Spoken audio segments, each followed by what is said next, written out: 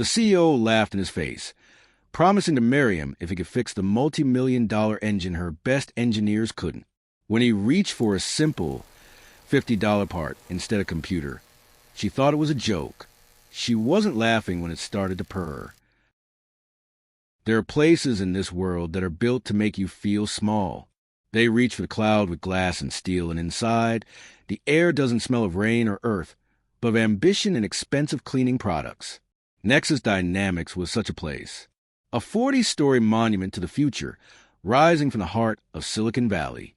And at its heart was a woman named Avery Thorne. Avery didn't just run the company. She commanded it. At 38, her blonde hair was a perfect, severe crown. Her suits were armor-tailored in Milan, and her voice could slice through solid steel. The tech magazines called her a visionary. Her employees, in the hushed safety of the break rooms, used other words. And on this particular Tuesday, Avery Thorne was staring at the still, silent heart of her empire, and it was broken. It sat on the vast, polished conference table, a revolutionary AI-guided engine, a masterpiece of technology that was supposed to power a fleet of self-driving trucks and change the world. Instead, it was a $2 million paperweight. For 6 weeks, it had defied every attempt to fix it. It would run for exactly 14 minutes and 37 seconds, then shudder, overheat, and die with a cryptic error message. Harmonic disruption detected. The room was a pressure cooker of fear. 20 executives sat around the table, not a single one daring to meet Avery's ice-blue eyes. The air hummed with a silent scream of $50 million in contracts slipping away. And in the doorway, frozen, was Elias Vance. He held 2 heavy trash bags in his calloused hands, his maintenance cart a silent testament to his true place in this ecosystem. He'd been emptying the bins, invisible as always, when he'd heard the shouting and paused. It was a mistake. Avery's gaze, hunting for a target, found him. A slow, cruel smile touched her lips. Here was the perfect distraction, a whipping boy for her fury. God, you even smell like motor oil, she said, her voice dripping with a disgust so pure it felt like a physical thing. The diamond bracelet on her wrist caught the light as she dramatically covered her nose. Elias said nothing. He'd learned that invisibility was a survival skill in this place.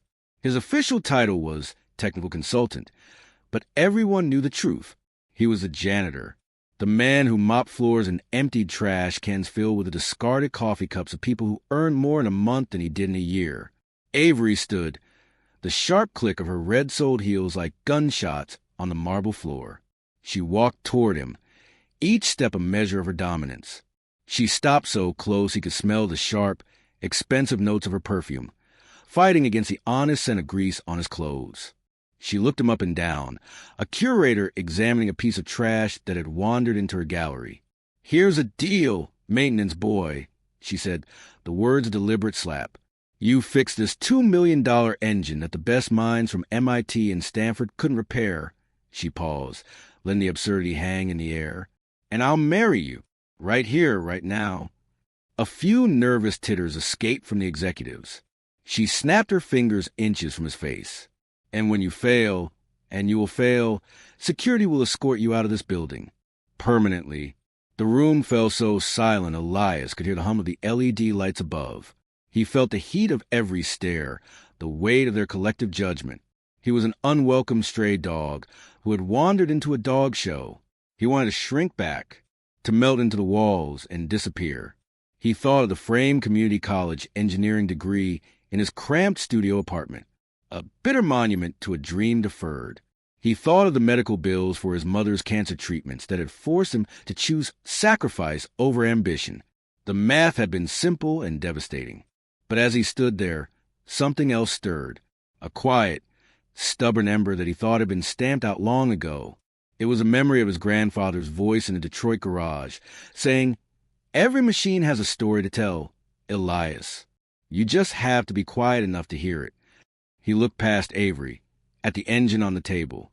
He'd studied its blueprints late at night, while cleaning this very room. He'd seen something in the specifications, a ghost of a problem everyone else was too educated to see. Avery misread his silence for submission. "Well, nothing to say?" I didn't think so. She turned her back on him, a final, dismissive act. But Elias didn't move. He just stood there, trash bags in hand, in the quiet eye of the hurricane. The invisible man suddenly, terribly seen. The first note of a symphony nobody knew was about to play had just been struck. And the heart of the machine, silent on the table, waited for someone who knew how to listen. When you're told you're nothing for long enough, a part of you starts to believe it. You learn to fold yourself up, to make your presence small and quiet. You become a ghost in the machine of your own life. Elias Vance had mastered that. But as he stood in that silent, judgmental boardroom, the ghost remembered it had a body. It remembered it had hands that could build, and a mind that could solve, and a heart that could still beat with a rhythm that wasn't dictated by fear. That rhythm started in a place a world away from Silicon Valley's gleaming sterility. It started with the sound of a spanner hitting concrete, and the smell of oil and gasoline on a hot summer day. Detroit, 1995. The auto industry was crumbling, a giant slowly rusting from the inside out. But on 8 Mile Road, in a garage that was more cathedral than workshop, an old man named Samuel Vance was still conducting symphonies. Elias was 12, all knees and elbows, pressing his face against the grimy window of that garage. Inside, his grandfather moved with a slow, deliberate grace around a 1967 Mustang that 3 other mechanics had declared dead. Samuel's hands, dark and weathered and etched with a lifetime of grime, weren't just fixing the engine. They were reading it, tracing the lines of block, listening to its silent story. "Stop gawking and get in here, boy," Samuel said without even looking up. "Time you learned something useful." That summer, Elias didn't go to camp. He didn't play video games. He lived in a cathedral of grease and steel, under the watchful eye of a man who spoke the language of machines. Samuel had been one of the first black foremen at Ford in the 1970s. He'd earned that title not with a degree from a fancy school, but with a wisdom he carried in his hands. He'd endured the slights, the assumptions, the tested patience of men who thought his skin color meant his mind was slow. He'd answered them not with words, but with competence. He fixed what they couldn't. "Listen close," Samuel would say, placing Elias's small, unsure hand on a rumbling engine block. The vibration traveled up his arm, into his bones. "You feel that? That's its heartbeat. 8,000 explosions a minute, all talking to each other. That's harmony, boy." He taught Elias to diagnose problems through sound. A faint tick-tick-tick wasn't just a noise. It was a story about worn lifters. A low rumble was a tale of a crankshaft begging for help. He could smell a coolant leak or burning oil from across the shop. "An engine don't care about your diploma," Samuel would say, wiping his hands on an already filthy rag. "It don't care about your skin or your last name. It only responds to respect. You listen to it, you understand its language, and it will never lie to you." By 16, Elias could tear down and reassemble an engine blindfolded. He understood the dance of pistons and valves intuitively. His community college professors were stunned by his natural grasp of concepts that left other students scratching their heads. The future was a bright, open road. Then the phone rang. Samuel was gone. A heart attack, right there under the hood of a Cadillac Eldorado. The funeral was packed with people from the plants, their hands clean for once, but their respect deeply, honestly earned. The garage, the tools, the legacy. It was all sold to pay debts Elias never knew existed.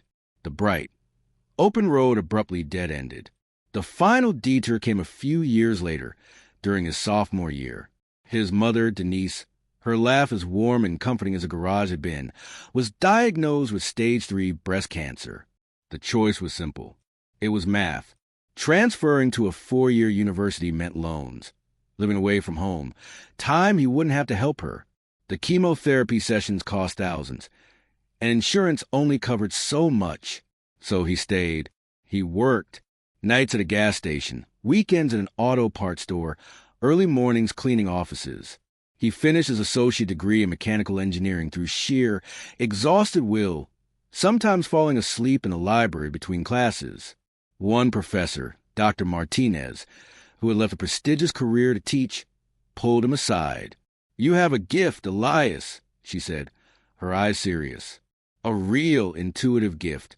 Don't let this world extinguish that." But the world was relentless. The medical bills were a tide that kept rising. His dream of a 4-year degree was packed away in a folder labeled someday, and he took the only job he could find that paid enough, a technical consultant at Nexus Dynamics. The reality was a mop, a cart, and a crisp uniform that felt like a costume. For 3 years, he'd pushed that cart to the silent, empty halls at night, a ghost among the ghosts of other people's ambitions. He'd studied the schematics left on the conference tables, his mind solving problems his hands were not allowed to touch. He endured the emails that called him the cleaning guy. He overheard the whispers, the jokes about his intelligence, the way Avery Thorne would sometimes schedule his cleaning during investor meetings, pointing him out as her personal charity case. He absorbed it all, folding it small and tucking it away. He became invisible. But standing in that boardroom, the scent of Avery's contempt mixing with the honest smell of the broken machine, he heard his grandfather's voice as clearly as if he were standing behind him. The engine don't care about your circumstances, boy. It just wants someone who understands its language. The machine on the table wasn't a mystery.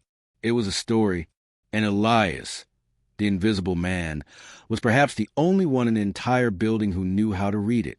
The ghost was ready to speak. The silence in the auditorium was a living thing, thick and heavy with 100 different fears. It was a fear of lost bonuses, of vanished stock options, of having to update a resume after a very public, very spectacular failure. 200 employees of Nexus Dynamics sat packed together, their collective anxiety sucking the air from a room. On the stage, under the harsh glare of the lights, Avery Thorne was a statue of perfectly composed fury. The pressure of the last 6 weeks had sanded away her polished edges, leaving something sharp and dangerous. The German investors, led by the unreadable Matthias Richter, sat in the front row like a panel of stone-faced judges. Beside them, Dr. Elias Thorne watched everything with the calm, analytical gaze of scientists studying a fascinating experiment gone wrong. Elias stood where he always did, at the very back, near the emergency exit. His maintenance cart was beside him, a silent testament to his place in the hierarchy. He was part of the scenery. Unseen, unheard, Avery's voice, amplified by the microphone, was cool and sharp as a scalpel. "Effective immediately," she announced, her words falling into the silent room like stones. "We will begin implementing cost reduction measures. We must streamline, focus only on what is essential to survive this setback." A ripple of unease went through the crowd. Everyone knew what that meant. Jobs were about to be cut. Lives were about to be upended. "This will mean making difficult decisions about personnel," she continued, her eyes sweeping over the faces before her, not seeing people, seeing line items on a budget sheet, starting with positions that do not directly contribute to our core technical mission. Her gaze, hunting for a symbol, for a sacrifice to make this pain tangible, found Elias. It lingered on him, and a cruel, calculated smile touched her lips. He was perfect, a non-essential, a cost to be cut, a story she could tell about decisive leadership. And in that moment, something in Elias broke. Or perhaps something finally clicked into place. It wasn't anger. It was quieter than that, deeper. It was a memory of his mother's hand, thin and frail in his, during her worst days of chemo. It was the sound of his grandfather's laugh in that dusty Detroit garage. It was the 6 weeks of watching highly paid, highly degreed engineers stare at a problem he believed he understood. It was the sheer, wasteful arrogance of it all. He saw the security guards positioned by the doors, ready to escort him out. He saw the live-stream camera a marketing intern was setting up, ready to broadcast his humiliation to the world. He saw his future ending right there in that room, and he decided, quietly and absolutely, that he would not go silently. His hand went up. It wasn't a dramatic, defiant thrust. It was a simple, almost hesitant gesture. But in that tomb-silent room, it was like a lightning strike. "Ma'am." The word was quiet, but it carried. 200 heads turned. The German investors leaned forward. Dr. Elias Thorne's pen stilled above her notebook. Avery froze, her speech interrupted. Her eyes narrowed, trying to process his malfunction in her perfectly staged drama. A janitor, speaking.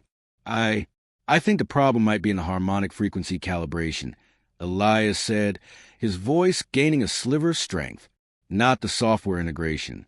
The engine's natural rhythm is fighting the AI's forced rhythm.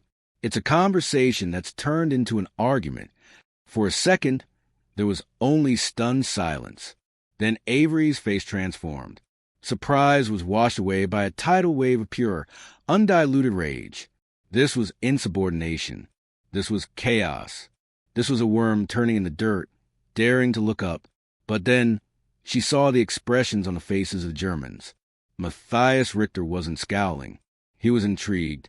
Dr. Thorne was looking at Elias not with disgust, but with intense, professional curiosity.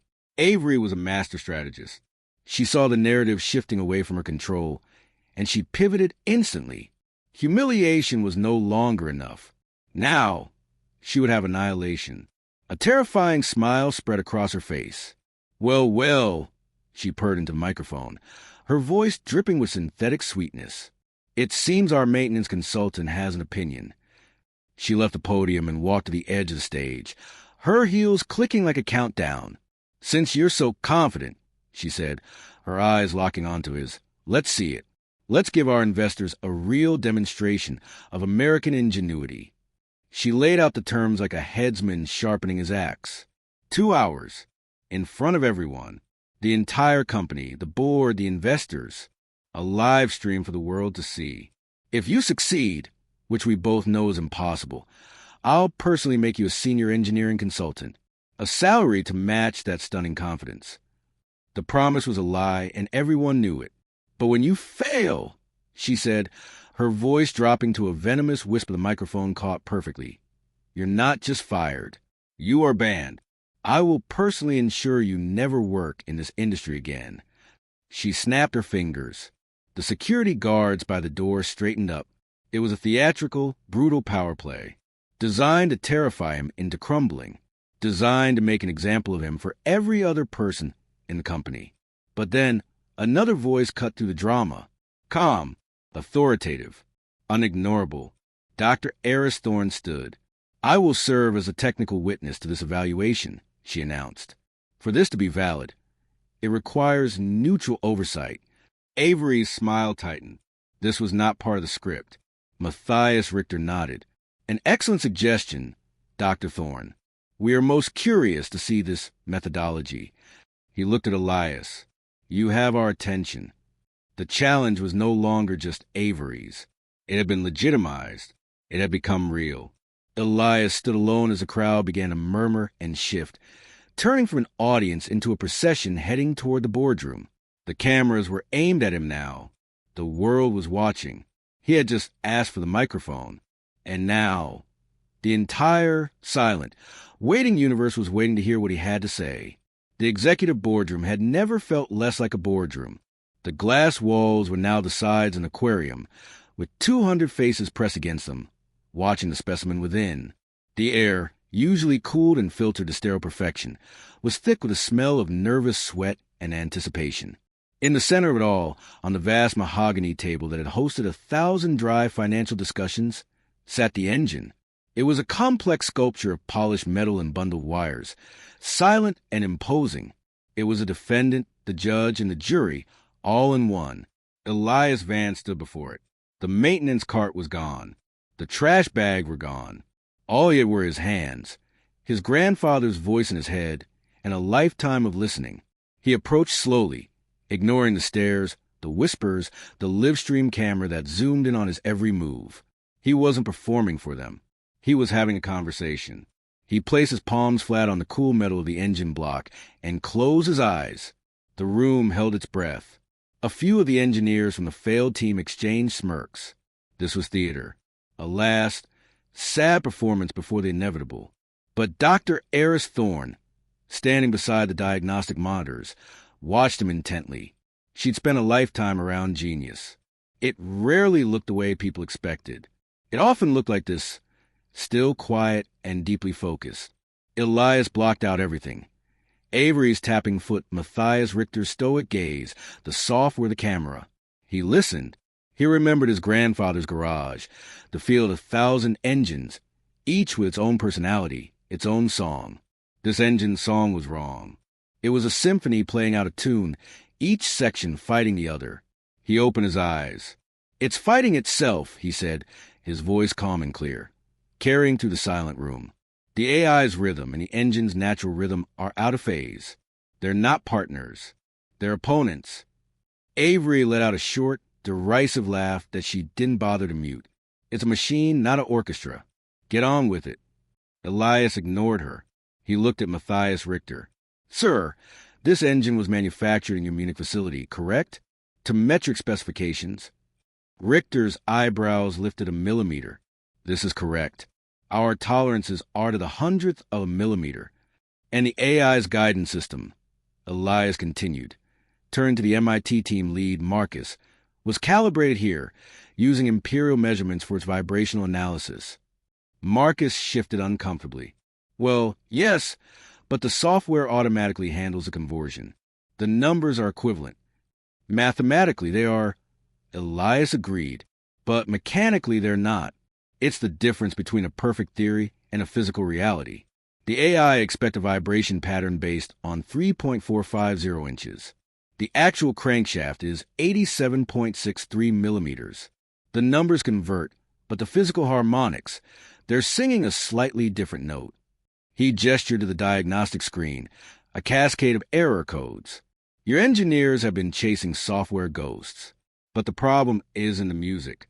The engine hits its optimal rhythm at 2,800 RPM, but the AI's sensors are waiting for a song it was told to expect, not the one it's actually hearing.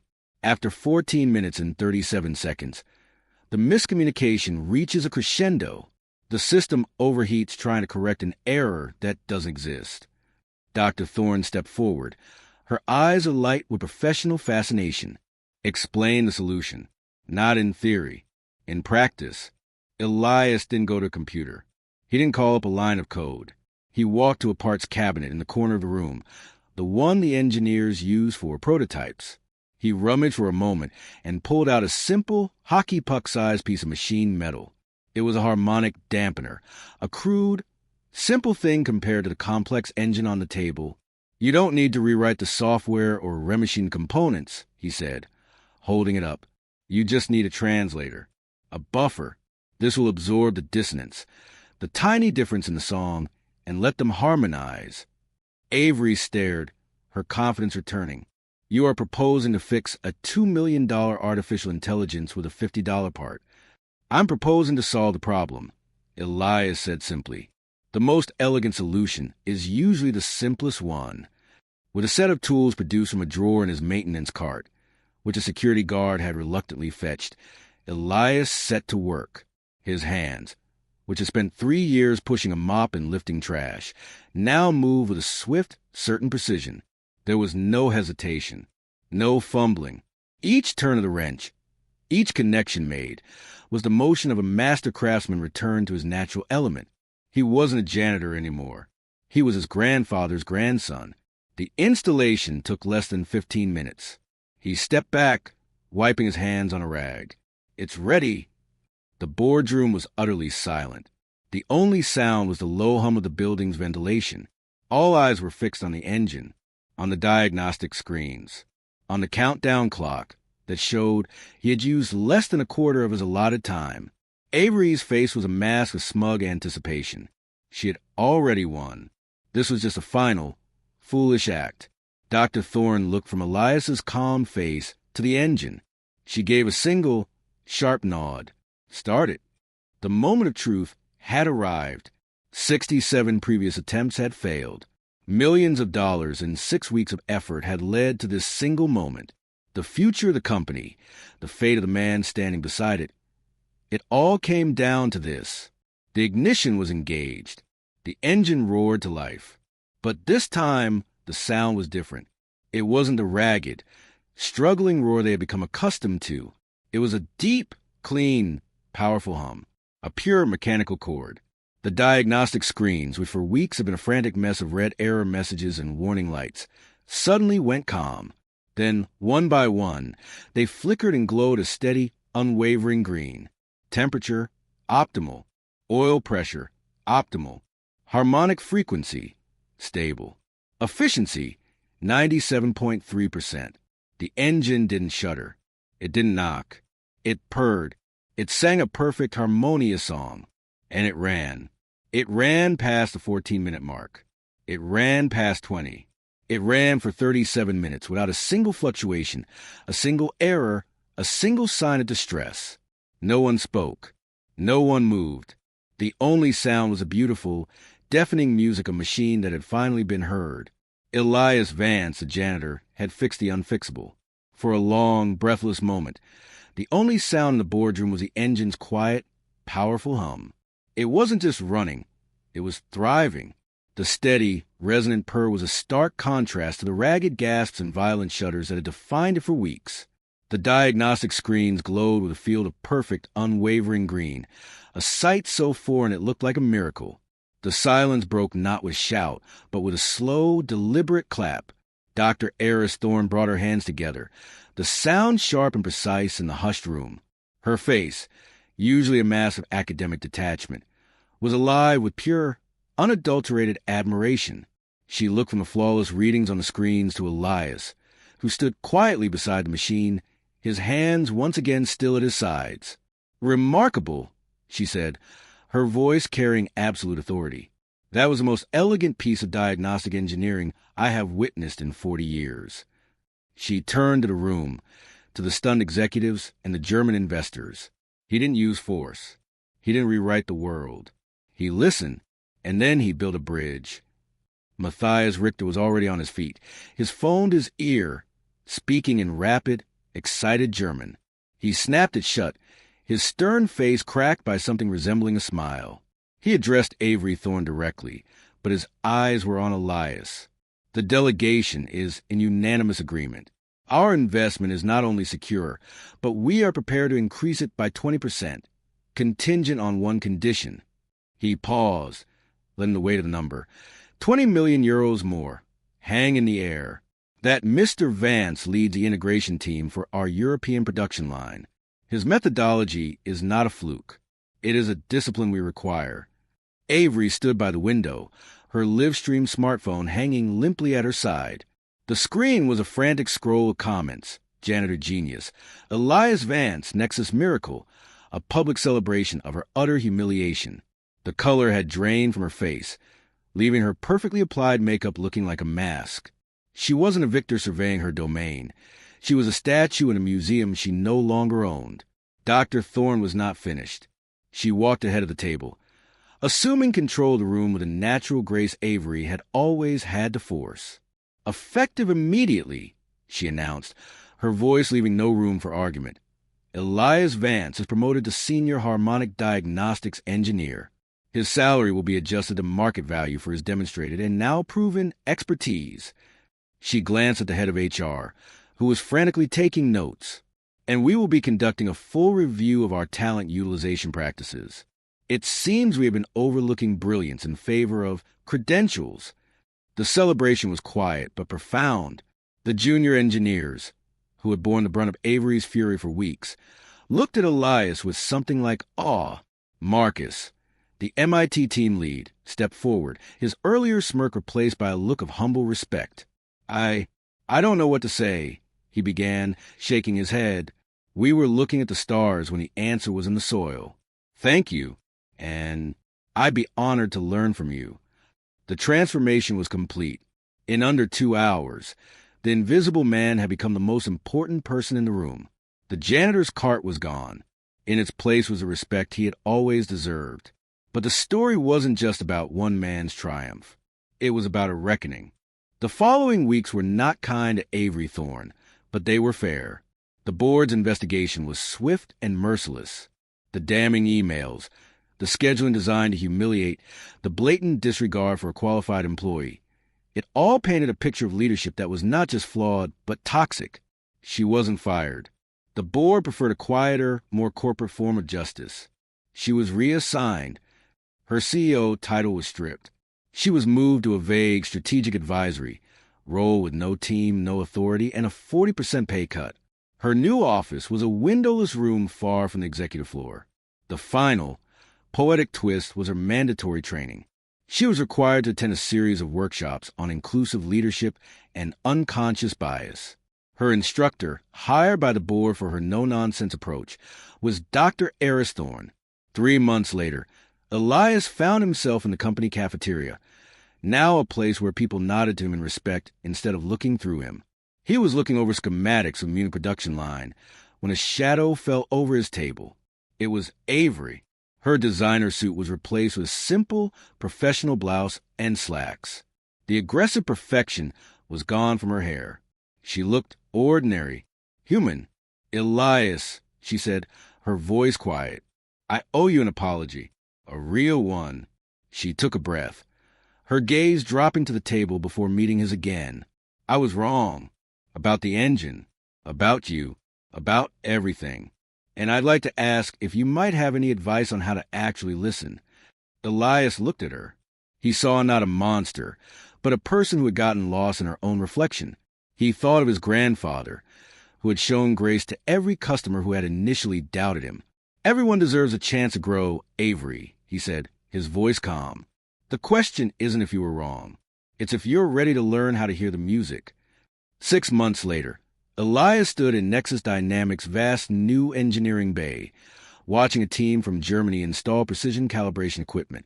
His designs, informed by a lifetime of listening in a Detroit garage, were now the standard for a new generation of engines. On the wall of his new office was his community college degree, now flanked by a patent and a photograph of him shaking hands with Matthias Richter at the Berlin Auto Show. He never became Avery.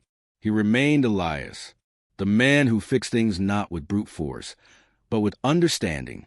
The man who proved that the most powerful expertise often doesn't come wrapped in a fancy package. It comes in coveralls, with quiet hands and a humble heart, ready to listen to the smallest, most important sound in the world, the truth, waiting to be heard. If this story reminded you that the most extraordinary people are often hidden in plain sight, then do me a favor.